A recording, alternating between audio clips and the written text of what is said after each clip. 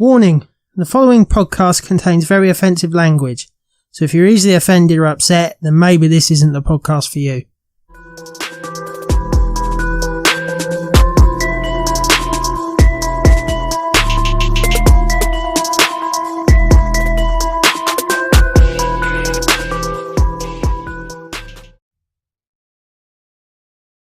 So now we're going to move on to the gaming part of the podcast called Gaming Weekly, same with Football Weekly. And like I said in the intro, we're going to be mainly talking about Battlefront 2's SIEGE of KAMINO update, along with a couple other little patches, and I'll put all the patch notes in the description that I can, so if you want to read it in detail, it's down there for you to look at.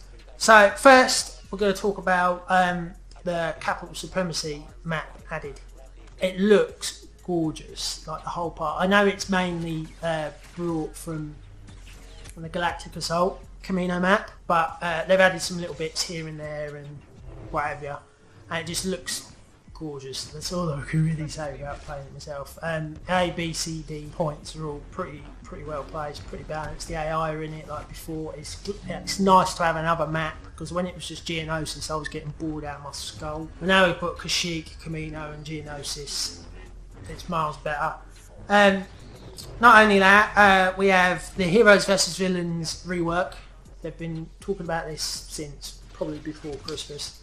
Been talking about it for ages, at least since they brought Anakin and Dooku into the game, and it's finally come out now in this May update. So it's now been reworked to work more like Blast. So you have a ticket amount. So originally when it dropped, because there have been some changes done, because they can do server-side changes like they have done with like the reinforcements bit before, and changing the AI and the timings and stuff on other maps.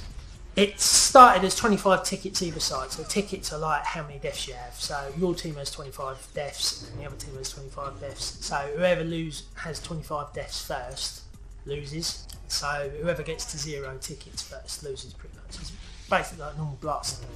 And you have a respawn timer. But this has now been changed. As of midnight Friday, they changed it to have 50 eliminations now, so you have 50 eliminations before the game ends, because with 25 it was running around 6 or 7 minutes. Now it's up to about just past 10, so that's 50, and the respawn timer is 6 seconds, so that's miles better, because the target system was trash, and now it gives you more chance to play as a team and defend yourself, and you can have now more one-on-one battles rather than 4 on one person. Miles better. I think they will put an objective in it eventually. I don't know what it would be like. They will put a target system back in, but rather than you have to kill that person to get a point, it would be more like if you kill that person you get 2 eliminations. So we'll get 2 eliminations for a target, if you know what I mean, or something like that would be interesting.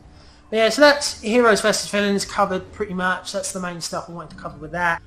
Next up, they've increased the level caps for all the classes, so like all the trooper classes, all the starfighter classes, both hero and normal, all the the infiltrator class, the enforcer class, the aerial class, and all the heroes have all been increased to 1,000. So you still get credits and you still get your points to unlock your star cards at the end every time you level up. But after 40 or whatever level, because with the heroes it was 40, with the troopers it was 7. Every level after that now you have a cosmetic change on the death screen. So when you kill someone and they die, they see that you're at level 80 and you'll have a big cosmetic thing, and people that are higher up the list get different cosmetics, so you can tell like a level 1,000 killed you or a level 80 killed you, that type of thing. So that would be pretty good. Cosmetic changes are always asked for, and a level cap, we've been dying out for a level cap since they changed it, the last level cap last year. It was about March or April, I think it was the end of our update anyway.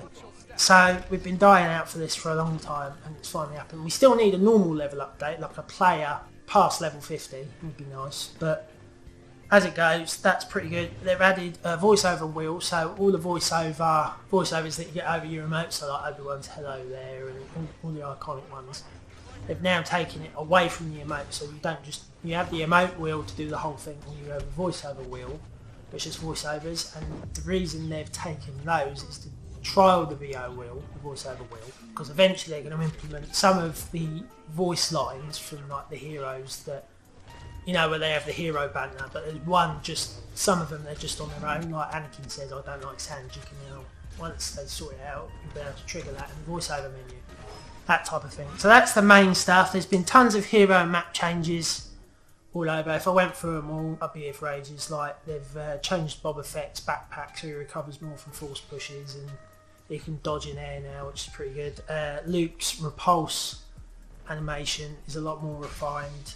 Tons of like buffs and nerfs in there, so go and check them out. I'm going to put them in the description below. So that really concludes Siege of Kamino. I'll put some gameplay in the background hopefully, and then we're going to move on to the next part, which is a game I haven't talked about on this channel yet, but I do play quite regularly, is PUBG PS4. So yeah, PUBG PS4 has just had a patch on PS4 and Xbox, mainly to the public test server. And finally brought it back because it came on my disc, because I bought my disc from Asda, because my PS4's filling up, so I wanted some of the data on the disc. So they've updated the public test server, and the MP5K has now been added to the Xbox PTS, and eventually it'll roll out onto the PS4 and normal Xbox. So that's the main thing. They're the highlights of the patch really, the MP5K and the PTS coming back. The rest of the changes, buffs and nerfs to guns and loot changes and all that, I will link that to PUBG Official in the description down below.